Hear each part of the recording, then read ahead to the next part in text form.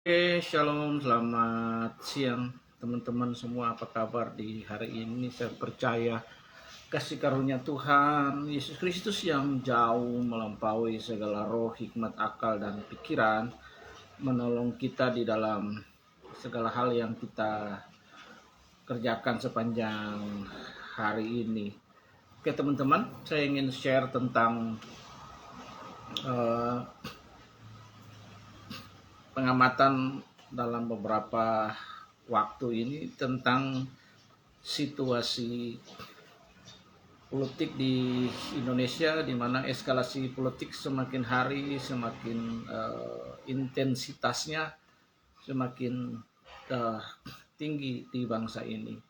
Tetapi saya tidak akan melihat situasi politiknya, tapi saya akan melihat bagaimana orang-orang di politik itu menggunakan prinsip-prinsip kekristenan.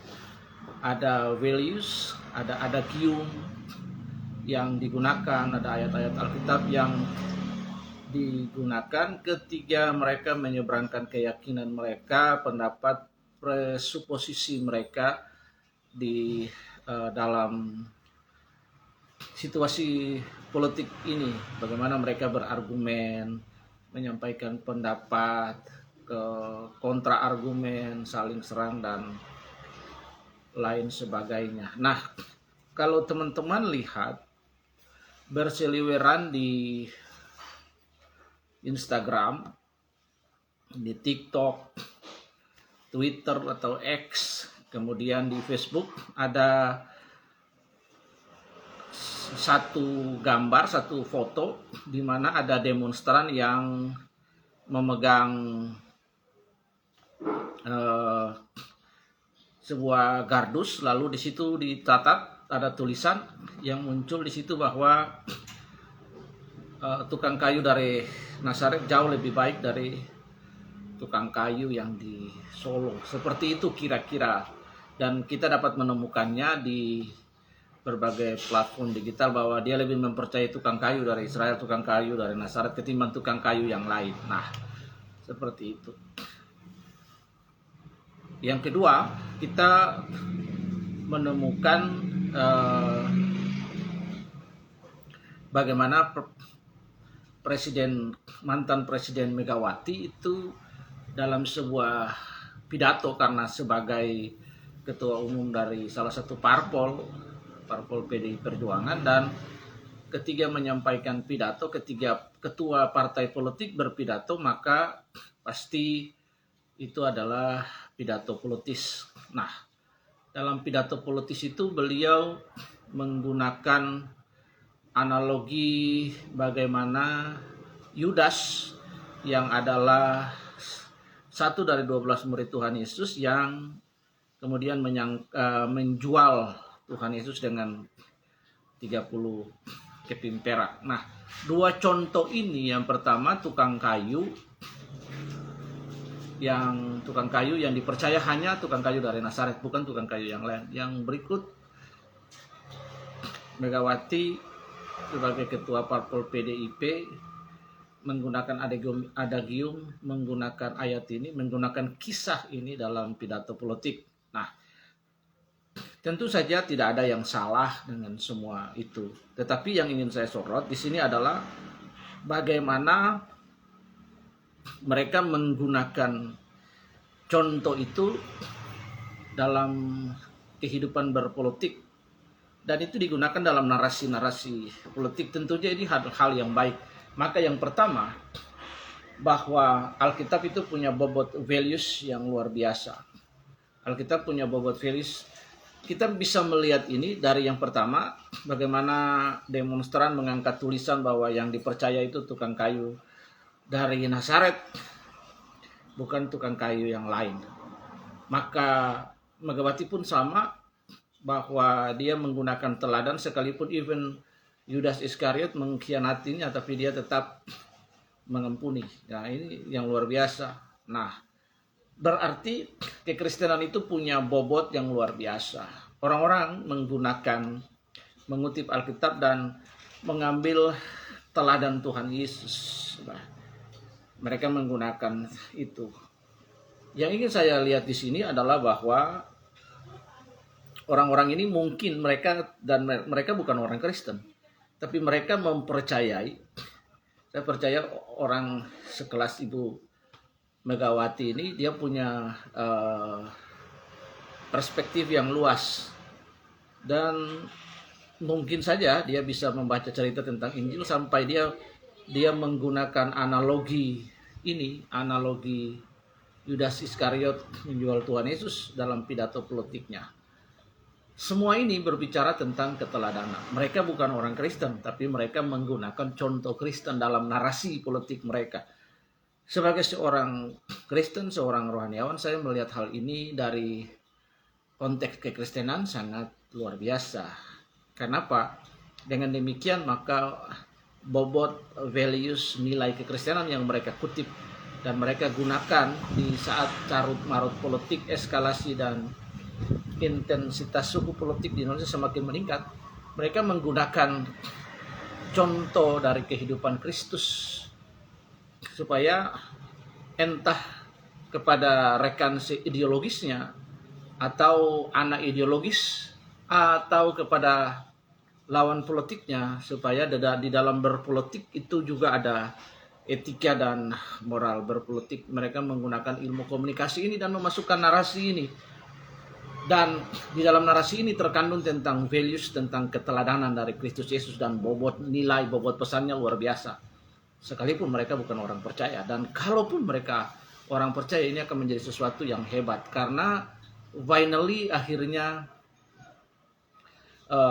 there's the other people they use the Christianity values itu bahkan di dalam dunia politik. Nah, kita bisa melihat, saya ingin ada satu kata, jadi apa yang mereka gunakan itu adalah sebenarnya contoh dan teladan, sebuah tindakan yang patut ditiru, diamati, ditiru, dicontohi, dilakukan. Nah, teman-teman, saya ingin kita membuka 1 Korintus pasal yang ke-11 ayat yang pertama, di mana Rasul Paulus menulis, "Jadilah pengikutku sama seperti aku juga menjadi pengikut Kristus." Dalam bahasa yang sangat sederhana, artinya bahwa ikutlah teladanku sama seperti aku juga mengikuti teladan Kristus. Artinya orang-orang ini kan mereka menggunakan narasi tentang Tuhan Yesus. Bisa saja mereka juga percaya, tapi yang kita lihat ini mereka hanya menggunakan narasi itu untuk mengkomunikasikan kegalauan, kekecewaan secara politis terhadap lawan politis dan lain sebagainya, dan yang pasti terhadap penguasa yang tidak punya keteladanan. Ya, ini yang kita belajar. Jadi di sini Paulus berkata, ikutilah teladanku sama seperti aku telah mengikuti teladan Kristus. Dengan bahasa lain juga, jadilah pengikutku sama seperti aku juga menjadi pengikut Kristus. Nah, kita melihat di sini di dalam bahasa Gerikanya kita akan menemukan tentang kata meniru atau mencontoh, berbicara tentang teladan, digunakan kata mimetai. Kata ini berasal dari kata mimeomai. Mimeomai artinya Paulus lagi mengajak orang-orang atau jemaat di Korintus untuk meniru dan mengikuti teladannya. Sebagaimana dia juga meniru dan mencontohi teladan Kristus. Ini menekankan pentingnya memiliki teladan yang dapat diikuti, yang akhirnya mengarahkan orang kepada Tuhan Yesus. Maka konteksnya adalah ketika para pendemo itu entah siapa, kita tidak tahu karena hanya foto aja yang diangkat dan ada tulisan bahwa yang dipercaya itu tukang kayu dari Nazaret, bukan tukang kayu yang lain. Maka dia lagi menyeberangkan sebuah narasi keteladanan bahwa yang patut dicontohi cuma satu, yaitu Tuhan Yesus Kristus, yang dalam bahasa Gerikanya artinya mimetai, yang dari akar kata mimeomai, yang berarti meniru atau mencontoh. Maka juga dalam konteks bagaimana mantan Presiden RI Megawati atau Ketua Umum Partai PDIP ini, dia lagi menyampaikan bahwa dia lagi menyampaikan untuk lawan-lawan politiknya, dia juga lagi menyampaikan kepada pemimpin bangsa ini untuk Jangan jadi seperti Yudas yang akhirnya menjual Tuhan Yesus. Nah, di dalam pesan itu kita melihat bahwa memang benar-benar Yudas tidak bermoral, tidak beretika, orang yang hidup dengan dia, yang dia belajar keteladanan, tapi bagaimana dia tidak memiliki ideologi Kristus dan akhirnya menjual Tuhan Yesus. Pengajaran Tuhan Yesus, the values of Christ, moralitas yang ada, dia hidup sama-sama dengan Tuhan Yesus, tapi finally he's a God. Ini yang perlu kita pelajari. Yang kedua adalah frasa gineste. Ini berarti bentuk imperatif kedua dari jamak yang artinya ginomai, yang berarti jadilah atau menjadi. Jadi Paulus tidak saja sekedar meminta jemaat untuk mempertimbangkan keteladanannya, tapi ia memerintahkan mereka untuk secara aktif berusaha untuk meniru dirinya. Kata yang sama ini juga menunjukkan proses yang berkelanjutan, artinya bahwa ini adalah usaha yang terus menerus. Maka diam. Ini adalah usaha terus menerus. Artinya untuk terus menuhankan Kristus di dalam kehidupannya. Nah, Bapak Ibu Saudara, sahabat penggemar sahabat yang diberkati oleh Tuhan Yesus, yang berikut adalah kata katos kago Kristo, yang artinya menjelaskan bahwa Paulus juga meniru Kristus. Artinya Paulus mengajak jemaat untuk mengikuti teladannya, dan teladan yang dia dapat, nilai yang dia pegang itu dia dapat juga dari Kristus, sehingga ada sebuah mata rantai keteladanan. Paulus mengikuti Yesus, Paulus mengajak orang-orang lain juga untuk mengikuti dia yang telah lebih dahulu mengikuti Yesus.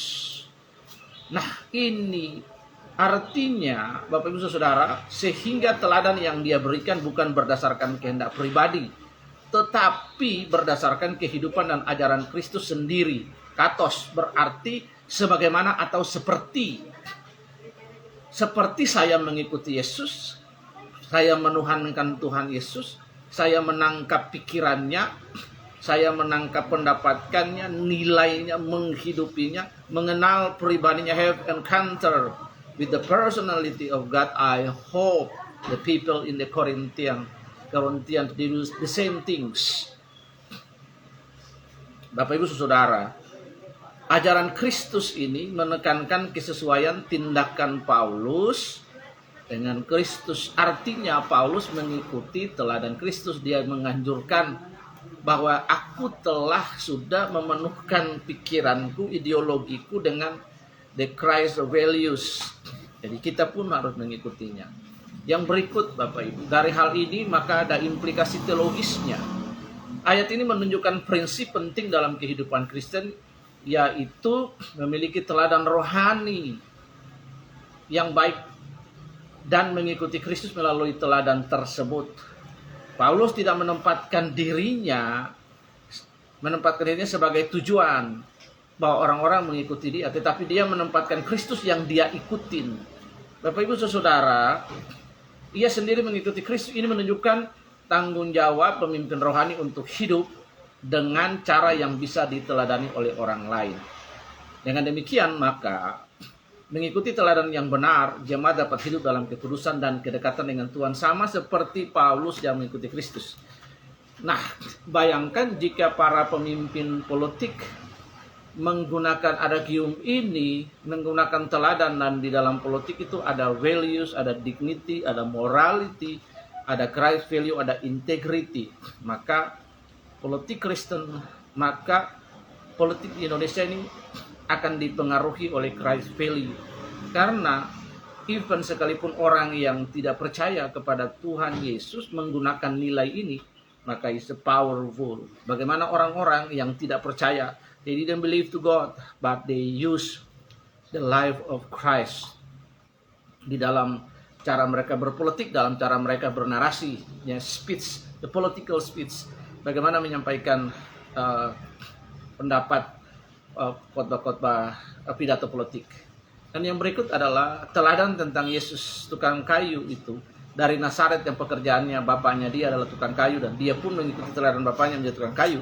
Itu lebih berkuasa, menyeberang lintas lintas berbagai bidang kehidupan. Dan akhirnya di demo ini orang-orang mendemo bagaimana seorang penguasa itu tidak menepati kata-katanya. Seorang penguasa tidak mempunyai teladan. Memeo tai di situ. Jadi di situ adalah seorang mime tai, teladan, contoh, meomai, contoh dan teladan. Seorang pemimpin tidak mempunyai contoh dan teladan, sehingga akhirnya ditulislah bahwa tukang kayu yang dipercaya adalah tukang kayu dari Nazaret, bukan tukang kayu yang lain.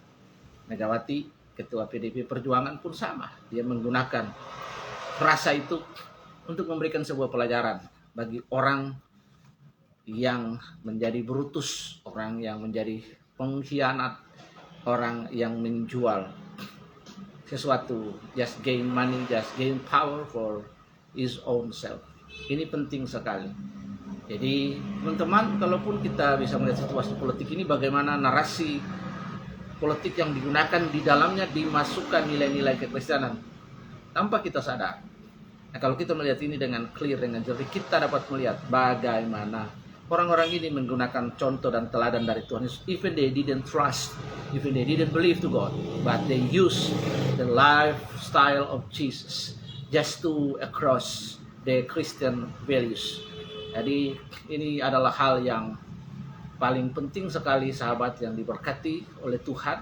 Bagaimana di dalam demo-demo mahasiswa kita melihat orang-orang menggunakan sebuah parafrase yang sederhana about the life, about the example of Jesus Christ.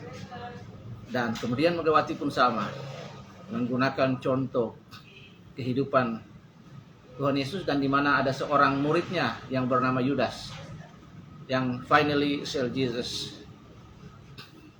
menjual Tuhan Yesus. Jadi even they didn't trust to God, tetapi mereka menggunakan nilai kekristenan. Mereka menggunakan Alkitab untuk menyeberangkan narasi politik mereka. Ini adalah hal yang luar biasa. Kita terus berdoa buat bangsa ini, supaya para pemimpin bangsa ini menjadi pemimpin yang benar-benar takut akan Tuhan, punya integritas, punya moralitas, have good values bagi bangsa ini. Tuhan Yesus memberkati kita. Jangan lupa belajar terus dari teladan, dan teladan Tuhan Yesus tidak ada duanya, tidak ada matinya.